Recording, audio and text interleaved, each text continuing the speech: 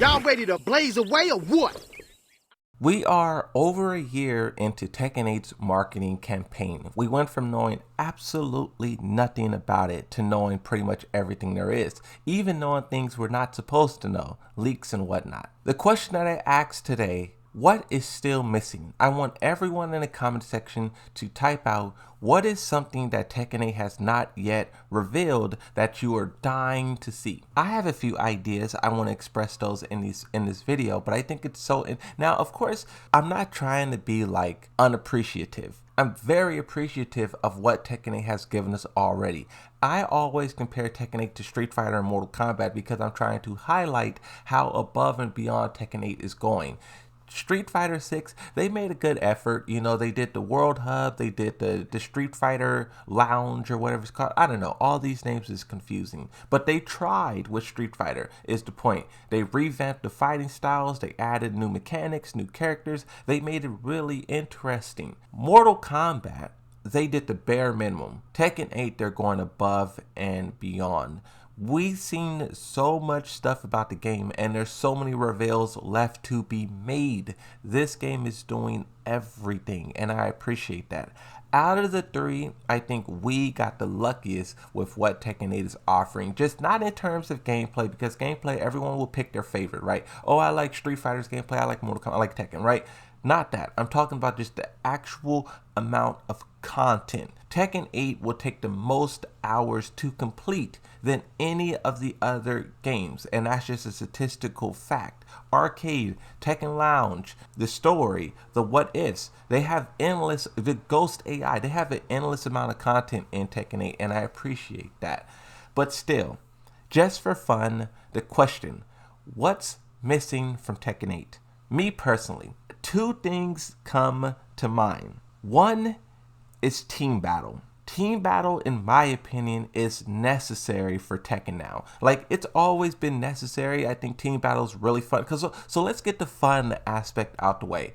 Team battle's fun. Picking a bunch of characters, playing someone else, or maybe a computer who has another set of characters. It's just fun to just, one and done. Boom, one round, done. Next character, next character. That aspect is just really fun because you fly through the characters really fast. It's different. It's not as intense as ranked or player match. It's just a different feeling, a different kind of Tekken. It's more so fun than seriousness, and I think Tekken needs that. Tekken is so try hard, die hard, everyone's sweating. I don't know why Tekken fans are all so try-hard. I get the competitive scene has a big influence over everything, but everyone acts like they're practicing for Evo. A lot of you guys are scrubs and you guys should focus on having fun instead of trying to win, right? But that's just me personally. I think Tekken 8 is introducing a lot of fun elements back into the game. Tekken Beach Ball, Tekken Lounge, and then also I feel like Team Ball would be a Team Battle would be a good inclusion to the fun element. But another thing about Team Battle that's very important in my opinion is how it forces you to play many different characters.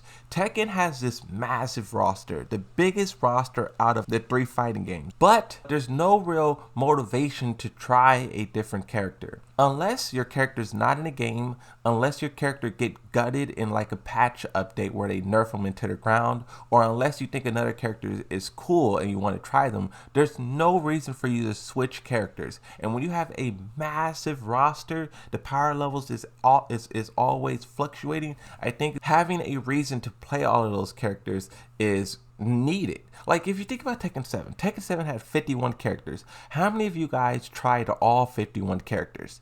Now, think about how many characters you would have tried if a 10 on 10, 8 on 8 team battle was introduced. I played Yoshimitsu for the majority of Tekken 7 and rarely switched off to a Dragunov or a Bob or some character like that. I never had a reason to. If they introduced team battle, how many other characters would I played, would I loved, would I experience? I always say that Zhao Yu's really cool. If Yoshimitsu never existed, I would probably be a spinning and dancing Zhao Yu main because she's interesting. But I never played a character because Yoshimitsu's there and I'm not switching. So Long story short, I think Team Battle is good for getting the player to try things that they normally wouldn't. Filling in a 8 to 10 character roster is just good for experimentation and also learning more about other characters. I think it's good for that aspect, and it should be in Tekken 8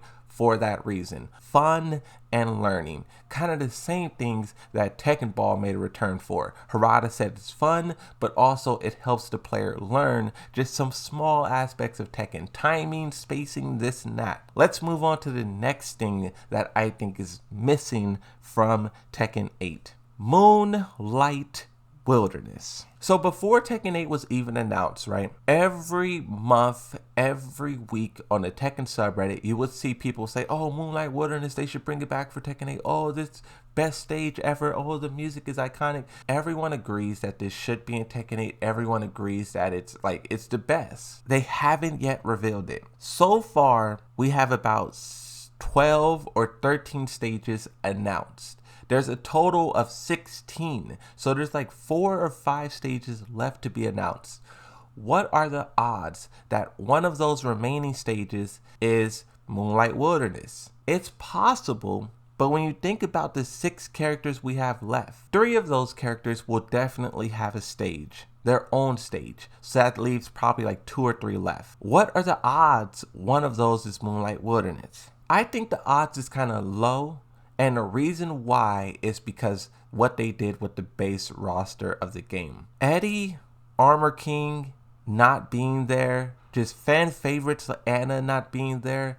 I think the developers intentionally saving those characters for DLC because they know people will buy it. They know people will eat it up. The same can also be said for Moonlight Wilderness. If characters doesn't get you to buy the season pass, because I'm already boycotting the DLC just based off of what Tekken 7 did. So they're going to have to go above and beyond to get people like me to buy it. Putting Moonlight Wilderness in the season pass, there's no way I'll be able to pass that. I think the developers is being very strategic, very smart with how they're handling the DLC. Yes, you can argue it's not consumer friendly and it's upsetting the player base, but it's smart. It's calculated. Putting Moonlight Wilderness as DLC would be also smart and calculated. It wouldn't be fun, it wouldn't be happy, but it's a smart decision. Now, I do want to say this. I do like the idea of getting new things instead of old things, right? When you buy a new game, it should come with new stuff. Like if you think about Call of Duty, their new game that's about to drop, how many stages in that game is remastered? Oh, we have Terminal. Oh, we have this one. Oh, we have Favela. We have all of these stages, a state from past like 20 years old. Same thing as Moonlight Wilderness. Yes, that's cool because of nostalgia, but it's all nostalgia. There's nothing new except, think about it. This is how I describe it. Tekken 5 is iconic.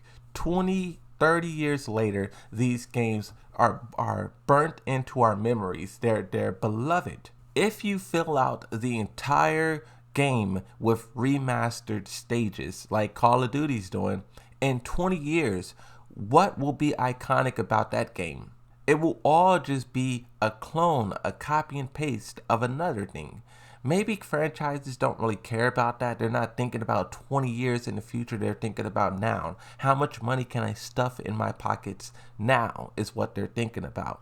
So I say all that to say, I think Moonlight Wilderness should be in Tekken 8. That is one of the things that I feel is missing from Tekken 8. I could go on and start talking about how